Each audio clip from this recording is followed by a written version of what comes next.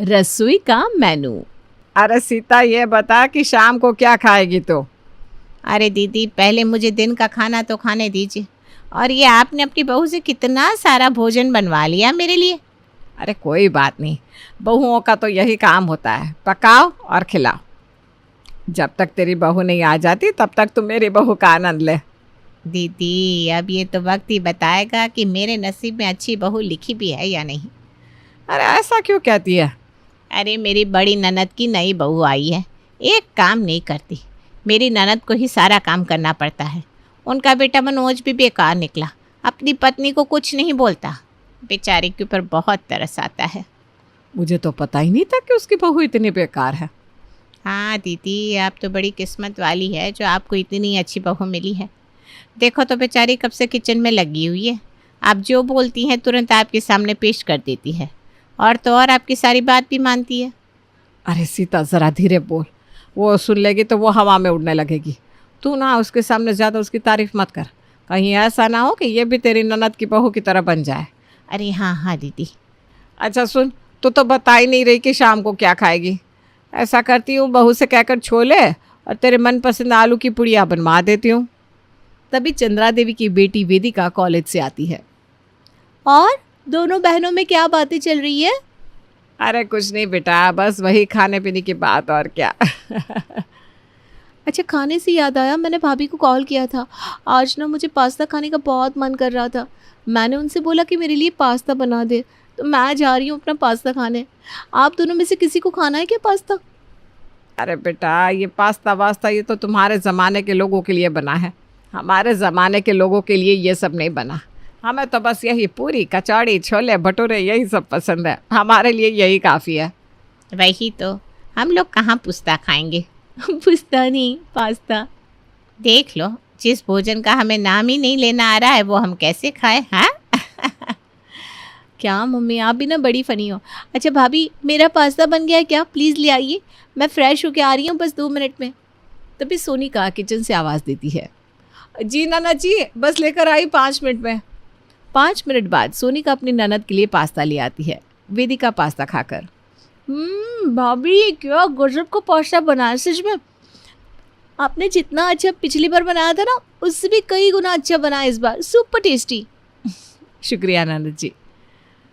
अच्छा बहू सुन, शाम को ना मेरे लिए छोले और मौसी सासू माँ के लिए आलू की पूड़ियाँ बना देना। मम्मी, आपको पता है ना कि मैं डाइटिंग कर रही हूँ, मैं ये सब ऑयली फूड नहीं खाऊंगी।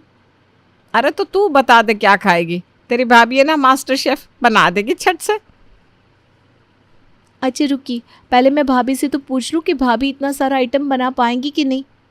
नाना जी, मैं बना लूँगी, अब बताइए आप क्या खाएंगी।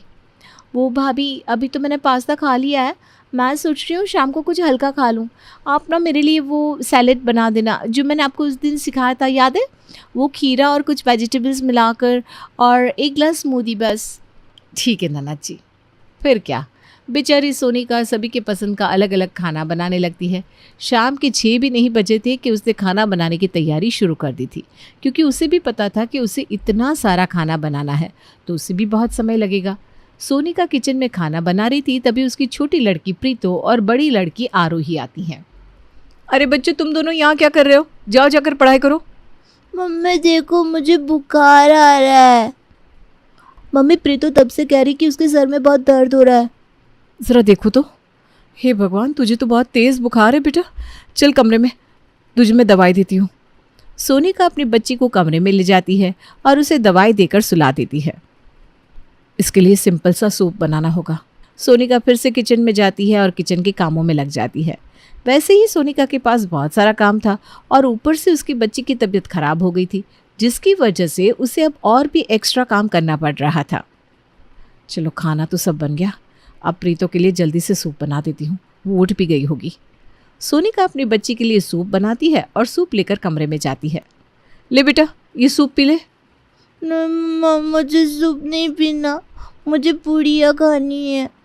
अरे बेटा, तुम्हारी तबीयत ठीक नहीं है ना, तुम अभी पूड़ियाँ नहीं खा सकती। ना मम्मा। अरे प्रीतो, खा लो ना, क्यों मम्मी को तंग कर रही हो? मेरा प्यारा बच्चा, पी ले बेटा। इसी काम में सोनिका को करीब आधा घंटा लग जाता है। तभी देर हो जाने पर सोनिका की सासू माँ उसके कमरे में आती है। अरे बहू, यहाँ है तू? जी मम्मी जी, वो प्रीतो की तबीयत थोड़ी ख़राब है ना, बस इसीलिए उसे सूप पिला रही थी, अभी आती हूँ। क्या हो गया उसे? पता नहीं क्यों बुखार आ रहा है इसे। मुझे पता है क्यों बुखार आ रहा है। कल इसने रात में ठंडी ठंडी आइसक्रीम खा ली थी ना, वो भी 2 कटोरी। क्या? मुझे तो ये बात पता भी नहीं है। अरे तू किचन में काम कर रही थी ना, इसलिए तुझे नहीं पता चला।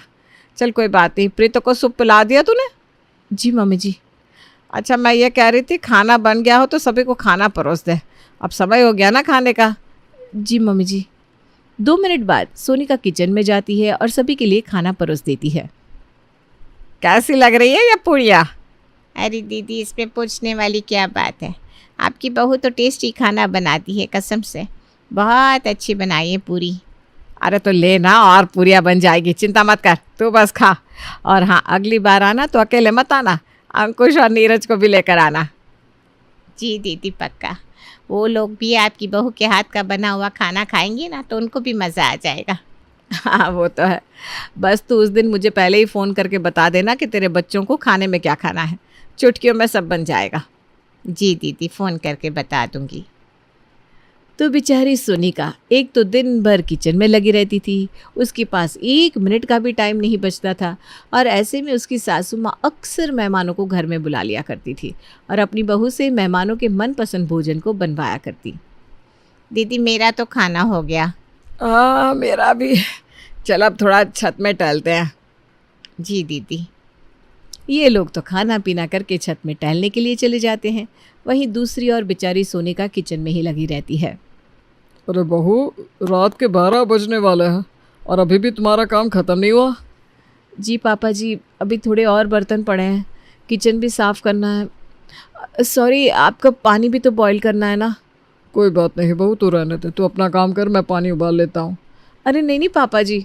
अरे नहीं बहू, करने दे मुझे। और सोनिका के ससुर जी ज़बरदस्ती खुद ही पानी बॉईल कर लेते हैं। करीब 2.5 घंटे बाद। मम्मा, पैर में दर्द हो रहा है।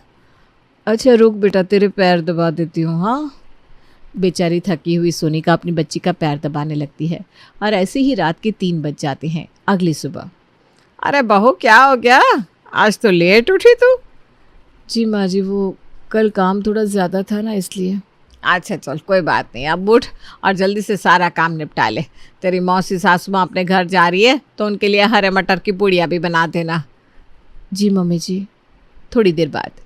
अच्छा भाभी, आपने मेरा डाइट वाला खाना बना दिया? हाँ देवर जी, बन गया है, ये लीजिए। दरअसल सोनिका का देवर थोड़ा दुबला पतला था, इसलिए उसने अपना वज़न बढ़ाने के लिए जिम ज्वाइन किया था। इसके अलावा सोनिका के देवर की डाइट भी सबसे अलग थी और इसलिए सोनिका को अपने देवर जी के लिए भी अलग से खाना बनाना पड़ता था। इसके थोड़ी देर बाद चंद्रा देवी की छोटी बहन सीता देवी अपने घर चली जाती है। बहू, मेरे छोटे भाई की बड़े बेटे की अभी शादी हुई है ना, तो मैं सोच रही थी उन लोगों को घर में बुला लूँ और नए दूल्हा दुल्हन को खाना भी खिला दूँ। अच्छा नहीं लगता ना, शादी को 1 महीना हो गया और मैंने एक बार भी उन्हें यहाँ खाने पर नहीं बुलाया। तो मम्मी जी कब तक बुलाएंगे आप उन लोगों को? सोच रही हूँ 5 दिन बाद बुला लूँ और सीता को भी बुला लूँगी, इसी बहाने अपने छोटे भाई से मिल लेगी वो। जी मम्मी जी। चंद्रा देवी महीने में 2-3 बार तो घर में मेहमानों को बुला ही लिया करती थी। उसे ऐसा करना अच्छा लगता था क्योंकि उसे अपने घर में चहल पहल बहुत पसंद थी, लेकिन उसकी ऐसी आदत के कारण उसकी बहू सोनिका को इतना सब कुछ झेलना पड़ रहा था। 5 दिन बाद सभी मेहमानों को घर बुलाया जाता है और सोनिका फिर से किचन में लग जाती है। चलो, मेहमानों को खाना तो बन गया है, अब देवर जी का, ननद जी का और पापा जी का सिंपल सा खाना भी बना लेती हूँ। आज घर में बहुत सारे मेहमान आए हुए थे, इसलिए सोनिका बेचारी रात तक तो बहुत थक जाती है। बहू क्या हुआ? कुछ नहीं पापा जी, कुछ नहीं। अरे बहू बताओ तो, क्या बात है? वो पापा जी, क्या है ना, घर में सभी लोगों की अलग अलग पसंद है। सिर्फ पसंद ही नहीं, सबकी लाइफस्टाइल भी अलग अलग है, इसलिए मुझे किचन में सबके लिए अलग अलग भोजन बनाना पड़ता है, जिसके कारण काम बहुत ज़्यादा बढ़ जाता है। अब काम ज़्यादा होने के कारण मैं अपनी दोनों बच्चियों पर ध्यान भी नहीं दे पा रही हूँ। हाँ बहू, ये तो मैं भी देख रहा हूँ कि चंद्रा तुम्हें दिन भर किचन में लगाए रहती है और घर के बाकी लोग भी कम नहीं है। तुम चिंता मत करो, मैं कल ही सभी से बात करता हूँ। शुक्रिया पापा जी, आपने मुझे समझा। अगले दिन सोनिका के ससुर घर वालों को समझाते हैं। हाँ पिताजी, आप सही कह रहे हैं। मैं भी देखता हूँ भाभी जी दिन भर किचन में ही लगी रहती हैं। आप चिंता मत करिए, आगे से ऐसा नहीं होगा। हाँ बिल्कुल। सोनिका के ससुर के समझाने पर अब सभी लोग सोनिका के ऊपर इतना बर्डन नहीं डालते। लेकिन क्या करें, सभी की लाइफस्टाइल अलग अलग थी, इसलिए फिर से सब कुछ पहले जैसा ही हो जाता है। भाभी, मैं ना अपना स्मूदी खुद ही बना लेती, लेकिन आज मैं कोचिंग के लिए बहुत लेट हो रही हूँ। प्लीज़ भाभी, अब जल्दी से बना दीजिए ना। अब हाँ, अभी बना देती हूँ। बेचारी सोनिका किचन का काम कर रही थी, वो काम छोड़कर अपनी ननद के लिए स्मूदी बनाने लगती है। कुछ दिन के लिए तो मुझे आराम मिला, लेकिन अब फिर से वही सब शुरू हो गया। कभी देवर जी कुछ काम बताने लगते हैं, कभी सासू माँ, कभी ननद जी। हे भगवान, क्या करूँ मैं। ऐसे ही समय बीतता रहता है और इसी बीच सोनिका के देवर की शादी हो जाती है। बहू, नाश्ते में क्या बनाया आज? माँ जी, मैं तो आपकी पसंद का ही खाना बनाने जा रही थी, लेकिन तभी देवरानी जी किचन में आई और उन्होंने कहा कि आज सैंडविच बनेंगे। अरे ये क्या होता है? और हम नहीं खा रहे ये जो भी है। अरे माँ जी, आप भी ना बच्चों की तरह बात कर रही हैं। खा कर देखिए तो सही, मैंने इस पे ज़्यादा ऑयल भी नहीं डाला, यानी कि सैंडविच हेल्दी भी है और टेस्टी भी। अरे बहू, तू ना रसोई के बारे में इतना मत सोच। रसोई का काम तू सोनिका के ऊपर ही छोड़ दे। सासू माँ, आप ना अनहेल्दी खाना खाने का बहाना ढूंढ रही हैं बस। मुझे पता है आपको आज समोसे खाने हैं, पर कोई समोसे वो मुझसे नहीं बनेंगे घर में। हाँ। अरे बहू, लेकिन सासू माँ, लेकिन छोड़िए, इसे एक बार ट्राई करिए, आपको ज़रूर पसंद आएगा। ओहो, चलो खा ही लेती हूँ। अरे आप लोग क्या देख रहे हैं, आप लोगों का भी यही नाश्ता है। खाइए, चलिए सब। हाँ खाते हैं, लुकिंग यम्मी। अरे बहू, ये तो बहुत ही सादा है। देखिए माँ जी, अब आपको खाना सादा लगे या जैसा भी लगे, खाना तो यही है आपको। अब मैं इस घर में आ गई हूँ ना, इसलिए घर का कोई भी पर्सन अनहेल्दी खाना नहीं खाएगा। घर में हर दिन अलग अलग खाना बनेगा, जिसकी लिस्ट मैंने बना रखी है। अब से उस लिस्ट के अकॉर्डिंग ही खाना बना करेगा। इसके अलावा अलग से कुछ भी नहीं बनाया जाएगा। ये रही रसोई की मेनू। अरे बहू, ये तो क्या कह रही है? वही तो रोही, तुम ये क्या बातें कर रही हो? अरे कोई बात नहीं भैया, कभी कभी हेल्दी खाना खा लेंगे तो क्या हो जाएगा। हाँ और नहीं तो क्या। इस तरह से ये नई बहू घर में आते ही अपनी चलाने लगती है। शाम को खाना तैयार है, सभी लोग खाना खा लीजिए, आइए। इतनी जल्दी खाना? अभी तो सिर्फ 6 बजे हैं। सासू माँ, आपको पता है शाम को खाना 6 बजे ही खा लेना चाहिए, क्योंकि 6 बजे खाना खाने से पाचन बेहतर होता है, वज़न कम करने में मदद मिलती है और साथ ही साथ अच्छी नींद भी आती है। अरे नहीं, जो भी है, हम 6 बजे खाना नहीं खाने वाले। मैं ये सब आपकी हेल्थ बेहतर बनाने के लिए कर रही हूँ ना। और नहीं तो क्या, बहुत सच तो कह रही है। आप सब में सबसे समझदार सिर्फ पापा जी हैं। चलिए, अब आप सब खाना खाने बैठ जाइए, देर हो रही है। फिर क्या, नई बहू रानी की जिद के सामने सभी को झुकना पड़ता है और सभी लोग 6 बजे खाना खा लेते हैं। अब ये नई बहू रानी सभी को डिसिप्लिन में रखने लगती है और सभी को रसोई की मेनू के हिसाब से खाना देती है। माँ, माना कि मैं डाइटिंग पर हूँ, लेकिन कभी कभी तो कुछ अच्छा खाने का मन करता है ना। लेकिन छोटी भाभी ने तो सब बंद करवा दिया है। ऊपर से वही सेम खाना खिला खिला के हम लोगों का मुंह का टेस्ट भी बिगड़वा दिया है। भाभी का वो मेनू वाला खाना खाना ना पड़े, इसलिए मैं बाहर से कुछ ना कुछ खा के आती हूँ, जिससे मेरा वजन बढ़ रहा है। सच में मम्मी, 2 महीने होने वाले हैं और अभी तक वही रूटीन चल रहा है। मंडे को सैंडविच, ट्यूसडे को पोहा, वेडनेसडे को डोसा। अरे बंद करवाइए ना ये सब। अरे वही तो, पर क्या करूँ, कुछ समझ में नहीं आ रहा। अच्छा माँ, मैं बाहर जा रहा हूँ चाउमीन और चिली पोटैटो खाने। तो अब ये परिवार छोटी बहू की स्ट्रिक्ट रसोई की मेनू से परेशान हो गया था और बाहर का ही खाना खाने लगा था, जिससे इन लोगों की तबीयत धीरे धीरे बिगड़ने लगती है। अरे मम्मी देखो ना, बाहर का खाना खाकर मेरे चेहरे की क्या हालत हो गई है, कितने पिंपल निकल गए हैं। वही तो बेटा, मेरा भी पेट अक्सर खराब रहता है। हाँ माँ, मैंने अपना बीपी नपाया था, बहुत बढ़ गया है। अरे तू चिंता मत कर बेटा, आज के आज ही मैं छोटी बहू से बात करती हूँ। छोटी बहू, इधर आना। तो दोनों बहुएं आती हैं। छोटी बहू, तुम ये जो भी कर रही हो ना, बंद कर दो, बहुत हो गया। तुम्हारी वजह से हम सब बाहर का खाना खाने लगे हैं, जिससे हम सबका स्वास्थ्य बिगड़ता जा रहा है। और तो और सभी लोग खाने के लिए चुपचाप अलग अलग टाइम पर घर से निकल जाते हैं, जिससे हम लोग एक साथ बैठकर खाना भी नहीं खा पा रहे हैं। हाँ माँ, सासू माँ, लेकिन जिठानी जी और मेरे पति भी तो रसोई के मेनू के हिसाब से वही खाना खा रहे हैं, उन्हें तो कोई दिक्कत नहीं होती। देवरानी जी माफ़ कीजिएगा, लेकिन हम भी चुपचाप बाहर से ही खाना खा रहे हैं और आपसे बार बार झूठ बोल रहे हैं कि हमारी तबीयत सही नहीं है। हाँ रोही, मैं भी सबकी तरह चुपचाप बाहर से खाना खा कर आता हूँ। तुम कह रही थी ना मैं चुपचाप कहाँ जाता हूँ, तो बस खाना खाने जाया करता हूँ। क्या आप दोनों भी? तो ठीक है, मैं रसोई की मेन्यू बदल दूंगी, लेकिन हाँ, आप सबको कुछ चीज़ें तो फॉलो करनी ही पड़ेगी।